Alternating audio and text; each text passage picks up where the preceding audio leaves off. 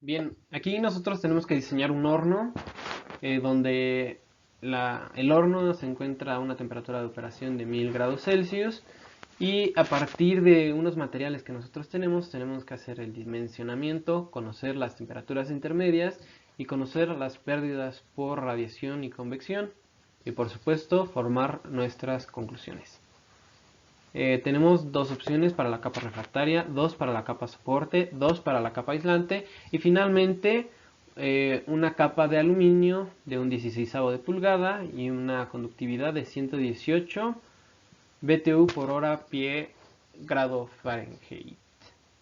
Como podemos ver, la conductividad del aluminio es muchísimo más alta que la de todos los demás materiales, entonces prácticamente lo ignoramos. Es muy fina la capa, no nos va a afectar ni en el dimensionamiento, ni en las temperaturas, ni en nada. Solamente es por estética. Para el diseño de un equipo siempre hay que tener todas las consideraciones posibles, desde precio, tamaño, seguridad, durabilidad e inclusive estética. Es por la estética que colocamos esa capa de aluminio. Cuando se trata del diseño de un equipo como un horno, donde lo que importa son las resistencias, entre mayor sea la resistencia, mayor va a ser más aislante va a ser el material, menos material vamos a requerir menos espacio y vamos a tener una mayor seguridad.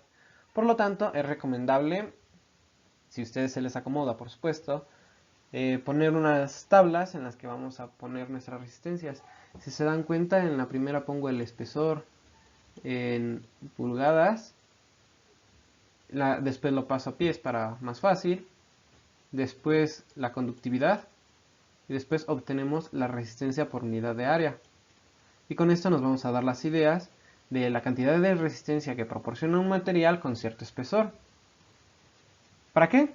Solamente para guiarnos en la forma en que existe la transferencia. Recuerden que un flux se representa como un potencial sobre la suma de sus resistencias. En este caso el potencial es el delta T total y la suma de las resistencias pues es la suma de sus resistencias, la resistencia total. Entre mayor sea la suma de las resistencias, menor será el flujo de calor, que es lo que buscamos en este caso. ¿Cuáles escogerían ustedes de acuerdo con estos criterios de espesor y resistencia? Con base en la diapositiva anterior, ¿cuáles escogerían ustedes? En mi caso, decidí escoger esto, el ladrillo refractario 1, debido a su resistencia térmica, el concreto debido al espesor, porque pues nos proporciona la misma resistencia el concreto que el ladrillo, y por último, el aislante 2 debido a su espesor y su resistencia. Ahora lo que debemos de hacer es determinar las temperaturas intermedias, que van a ser nuestra T1, T2 y ya.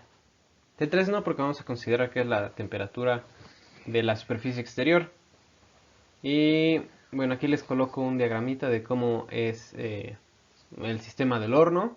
Primero la parte refractaria, después el concreto y después el aislante. Y en cada una va a ir aumentando su área debido a que aumentamos el espesor de la capa exterior. Y dependiendo de las consideraciones que cada uno realice o las condiciones del sistema, el diseño puede cambiar. Por ejemplo, si el tanque está elevado, lo normal es ponerle aislante, también por debajo. Mientras que si está al ras del piso, no lo consideramos necesario porque pues decimos que no se pierde mucho calor en el piso. Bueno, sí se pierde, ¿no? Pero no tanto hacia el aire. Y también hay quienes consideran puertas y otras características, pero nosotros no lo vamos a considerar. Vamos a considerar que es un horno tipo mufla, en el cual también la puerta tiene un aislante y no tiene un vidrio de esos de doble capa. Vamos a empezar calculando las áreas, es decir, dimensionando. Y empezando con la cámara solo del horno, el área que nos proporciona solo la cámara, es primero la de enfrente y atrás, esta de aquí y la de atrás. Luego la de los lados, esta y la del otro lado. Y finalmente una por la de arriba, por lo que ya les comenté, de que consideramos que en el piso no se va a perder calor. Posteriormente le agregamos la capa refractaria y vamos a seguir el mismo orden. Enfrente y atrás, los lados y por último la parte de arriba. En este caso vamos a tener que tener en cuenta las 6 pulgadas que se añaden de cada lado una vez que colocamos la capa refractaria. Es por esto que aquí está las 6 pulgadas de cada lado y la convertimos a pies. Y hacemos lo mismo en todo lo que sea necesario. Aquí nada más es por 1 porque no se agrega en el piso. Aquí no vamos a agregar la capa refractaria, entonces no consideramos que se aumenten sus 6 pulgadas. Y esas serían todas las consideraciones que tenemos que ir haciendo. Calculamos el área total que tenemos en la superficie exterior de la capa refractaria y proseguimos. Y aquí seguimos haciendo lo mismo, solo que ahora nada más vamos a considerar que agregamos la capa estructural y posteriormente la capa aislante. Aquí son esto de 0.5 pies, son las 6 pulgadas sobre 12 para pasarlo a pie, entonces 0.5 pies y 0.5 más 0.5, 1, entonces el 10 viene del 8 que teníamos inicial, más 1 que agregamos con la capa refractaria, más 1 de la capa estructural, y es por eso que nada más está así el 10. Y sucede lo mismo con todas las demás, nada más le sumamos. Y en la capa aislante, aquí cambia un poquito porque en lugar de agregar 6 pulgadas de cada lado, ahora vamos a agregar 8 pulgadas. Entonces volvemos a hacer lo que hicimos en un inicio. Las 8 pulgadas por 2 de cada lado, entre 12 para pasarlo a pies. En el caso de los lados, pues nada más 1, porque no colocamos en el piso. Y sería todo. Cabe mencionar que siempre lo más tardado y donde hay más errores es en la parte del dimensionamiento. Aquí hay que tomárselo con mucha calma. Pueden tomarse una hora, hora y media y no se preocupen, les va a dar tiempo para terminar lo demás. Ahora lo que vamos a hacer es determinar el flujo de calor y para ello vamos a hacer una tabla con los datos que tenemos para determinar el calor transmitido. A partir de lo que ya les mencioné, del flujo de calor es igual al potencial, que es el delta T total, sobre la suma de las resistencias. Y vamos a suponer que la temperatura de la superficie exterior es 40 grados Celsius. Aquí lo suponemos porque, pues, si han visto una mufla en funcionamiento, saben que la parte de afuera está caliente, pero realmente no te quema si lo tocas. Entonces 40 grados Celsius suena como una temperatura aceptable para una superficie exterior de un horno. Y para calcular las áreas, aquí pueden calcularlas de varias maneras. Pueden tomar ya sea el área de adentro de todas las capas, el área de afuera, un promedio algebraico, un promedio ponderado para cuando se tienen temperaturas críticas, o un promedio aritmético. En este caso vamos a hacer un simple promedio aritmético porque es sencillo y nos proporciona buenos resultados. Entonces, lo que hacemos aquí, esto es el promedio aritmético entre estos dos y entre estos dos.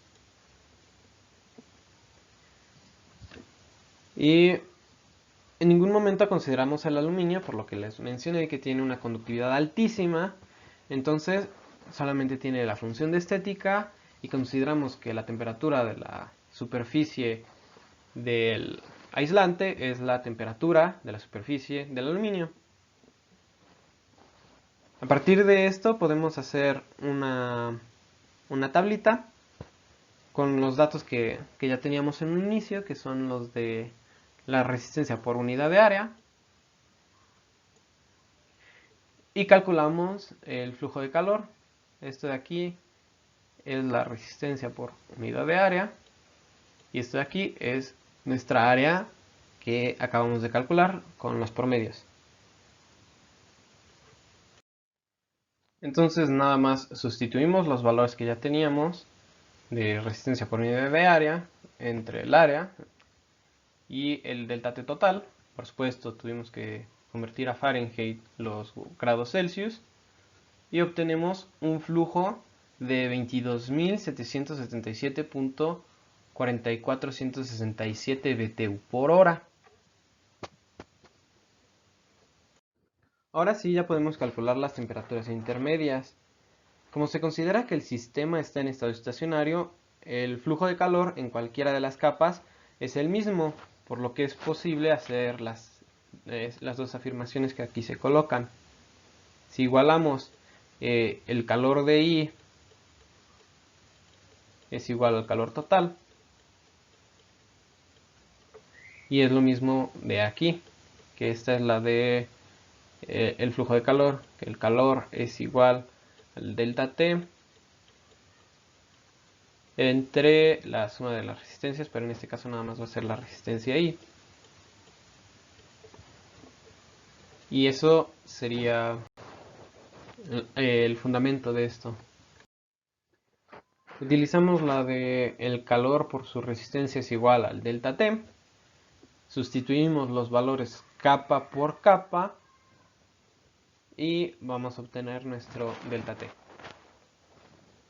Ya que obtuvimos estos delta T, empezamos con los 1832 grados Fahrenheit menos 42.12 grados Fahrenheit, y obtenemos este de aquí, y ese de ahí menos 140.6 grados Fahrenheit, y posteriormente menos 1545.28 grados Fahrenheit, y obtenemos los 40 grados Celsius.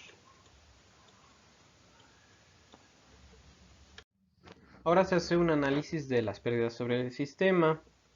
¿Cuál es la pérdida por convección y radiación considerando que la temperatura superficial del aluminio es 40 grados Celsius y la temperatura ambiental es de 20 grados Celsius, que es lo mismo que 68 grados Fahrenheit? Sabiendo, considerando que la emisividad del aluminio es de 0.2. Una aleación de aluminio con cobre en realidad tiene de 0.19, pero vamos a considerarlo 0.2.